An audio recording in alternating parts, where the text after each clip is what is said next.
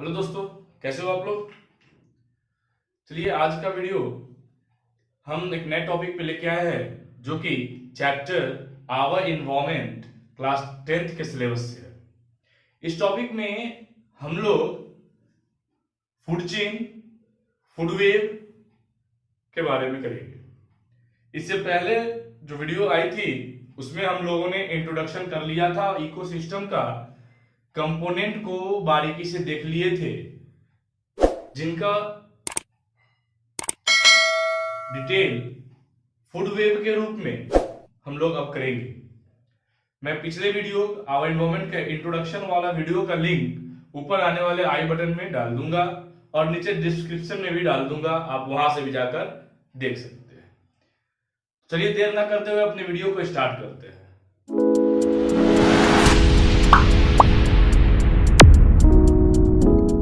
नमस्कार दोस्तों, मैं हूं आपका मेंटर सूरज वर्मा और आप देख रहे हैं हमारा YouTube channel the target.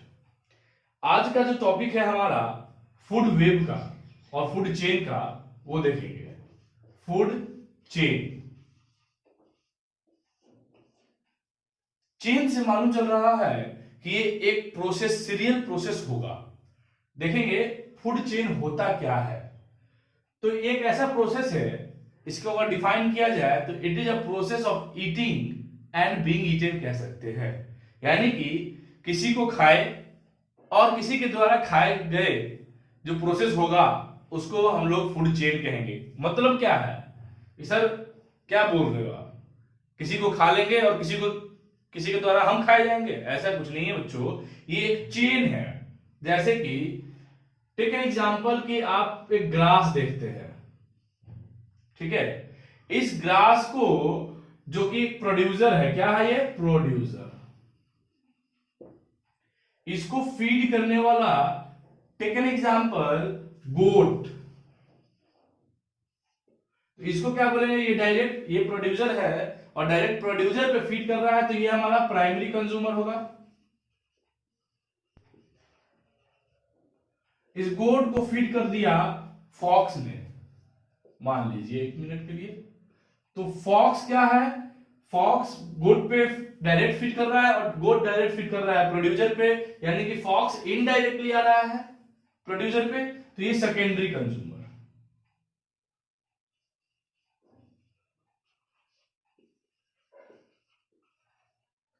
Fox tiger के द्वारा, ये हो गया टर्शियरी कंज्यूमर। फर्दर ये डिकम्पोज हो जाएगा, डिकम्पोजर के द्वारा जब मर जाएगा तब।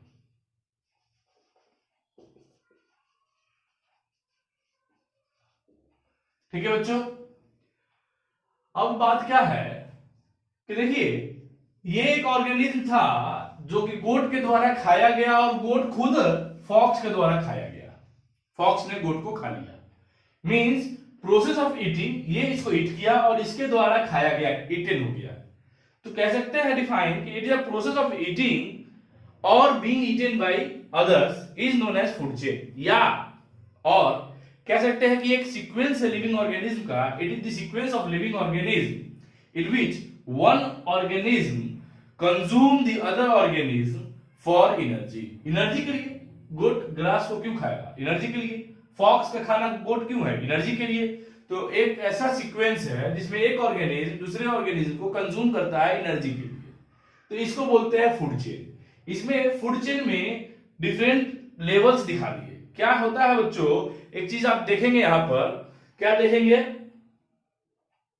कि ड्यूरिंग फूड चेन, इन फूड चेन की बात किया गया तो फूड चेन के समय हम देखेंगे कि इन फूड चेन वेरियस स्टेप्स, बहुत सारा स्टेप्स है जो कि एनर्जी को ट्रांसफर कर रहा है। ये अपना एनर्जी इसको दे रहा है, ये एनर्जी इसको दे रहा है, ये एनर्जी इसको दे रहा है, ठीक है। तो it is a various step. Food chain क्या होता है? एक वेरियस स्टेप है जिसमें एनर्जी जो होता है ट्रांसफर होता है, और उस ट्रांसफरेबल स्टेज को हम लोग ट्रॉपिक लेवल बोलते हैं। क्या बोलते हैं बच्चों? Very good, trophic level. अब क्या है कि एनर्जी ग्रास ने एनर्जी गोट को दिया, गोट ने एनर्जी फॉक्स को दिया, फॉक्स ने एनर्जी टाइगर को दिया, ये एनर्जी अल्टीमेट ये ट्रांसफर कर रहा है, इसको एनर्जी कहां से मिलता है? तो ये जो है अल्टीमेट सोर्स ऑफ एनर्जी बच्चों, जिसको हम लोग सन बोलते हैं, सन, इससे एनर्जी ग्रास को मिलता है। किसको मिलता है? एनर्जी।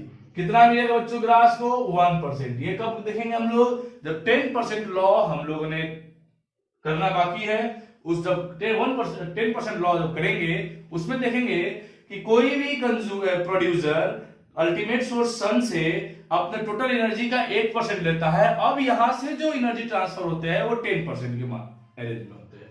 ठीक है, तो 1% एनर्जी ग्रास लिया, उस एनर्जी को अब पूरे ट्रॉपिक लेवल में सर्कुलेट कर दिया। ठीक, अब क्या होता है कि एनर्जी जो ट्रांसफर होता है ना फूड चेन में बच्चों, फूड चेन में एनर्जी जो होता है, देखिए एक चीज आप ध्यान से देखिएगा, यहां ग्रास गोट को जो एनर्जी दिया, क्या गोट वापस एनर्जी ग्रास को दिया? नहीं दिया, क्योंकि ये एनर्जी पास कर दिया फॉक्स को। क्या फॉक्स गोट को एनर्जी दिया? नहीं दे सकता है, क्योंकि ये मर चुका है, खत्म हो गया। तो क्या है कि इसमें जो एनर्जी जो होता है, एनर्जी ये यूनी डायरेक्शनल होगा। कौन सा डायरेक्शन होगा? Unidirectional. यूनी डायरेक्शनल,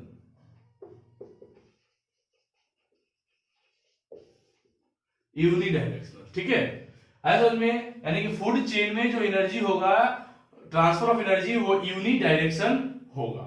यह समझ में आ गया।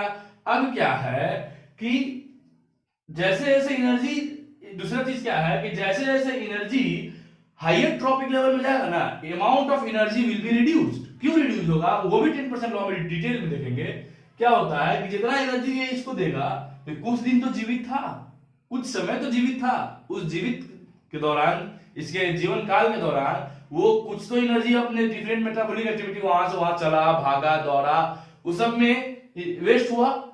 तो कुछ थोड़ा ही अमाउंट एनर्जी उसके बॉडी में रिमेन बच गया स्टोर के फॉर्म में, स्टोरेज के फॉर्म में। वो स्टोरेज फॉक्स ने यूज किया।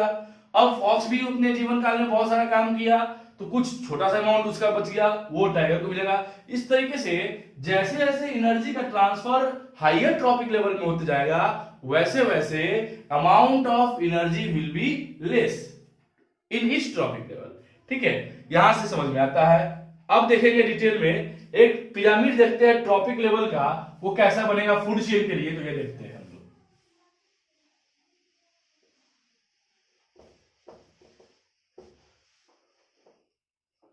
फूड चेन के लिए जो पिरामिड बनेगा वो कैसा बनेगा? एक पिरामिड बनाते हैं बच्चों हम लोग, इसमें डिफरेंट ट्रॉपिक लेवल्स को इंक्लूड करते हैं। कैसे कैसे? तो सबसे नीचे होगा प्रोड्यूसर। देखेंगे बच्चों, फ्लो ऑफ एनर्जी जो होता है ना, इस तरह से होगा, फ्लो ऑफ एनर्जी। ठीक है, ये प्रोड्यूसर हो गया। इसको एनर्जी कहां से मिला? सन से मिला। 1% फ्रॉम सन। अब यहां पे आएगा प्राइमरी कंज्यूमर, पी कंज्यूमर।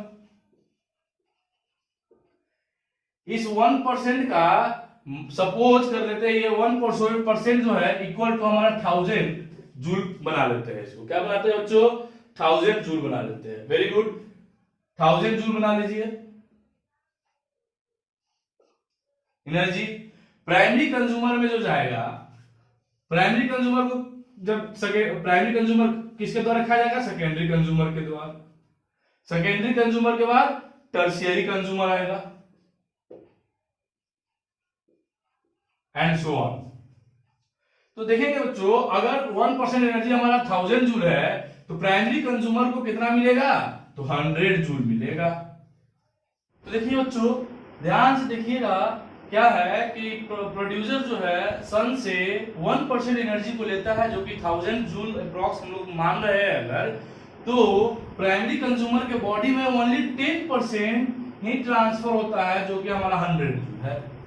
अरे समझे बच्चों, 100 जूल, तो बाद बाकी 900 जूल कहां गया? तो 900 जूल जो है, 900 जूल, ये यूज्ड हो जाता है ड्यूरिंग मेटाबॉलिक फंक्शन। ठीक है, ये 900 जूल इसका यूज हो गया। 100 जूल बचा था जो कि ट्रांसफर हो गया प्राइमरी कंज्यूमर के अंदर। Primary consumer will eaten by secondary consumer, यहां जाएगा हमारा 10% का 10% इक्वल टू 10 जूल। फिर यहाँ पे फर्दर जो है क्या होगा बच्चों, 90 joule is again used up, तो फिर यहाँ पे मिलेगा इसको 10% जो कि हमारा हो जाएगा 1 जूल। इस तरीके से देखिए कि इस ट्रॉपिक लेवल में जैसे जैसे ऊपर ऑर्गेनिज्म बढ़ रहे हैं, ऊपर के ट्रॉपिक लेवल में जैसे जैसे हम आगे बढ़ रहे हैं, flow of energy, amount of energy reduce होते जा रहा है। आगे समझे बच्चों, वेरी गुड।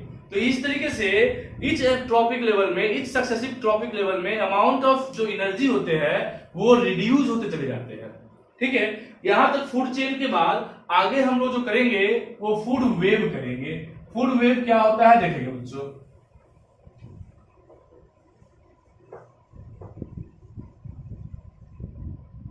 कुछ खास है नहीं, वेव, वेव का मतलब होता है जाल।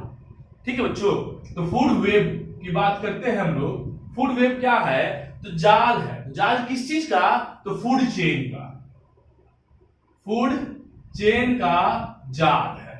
ठीक है बच्चों, आया समझ में, जाल है फूड चेन का। जैसे कि एक फूड चेन बनाए थे हम लोग, ग्रास, ठीक है, eaten by goat, eaten by fox, eaten by tiger, इस तरीके से एक फूड चेन बनाए थे।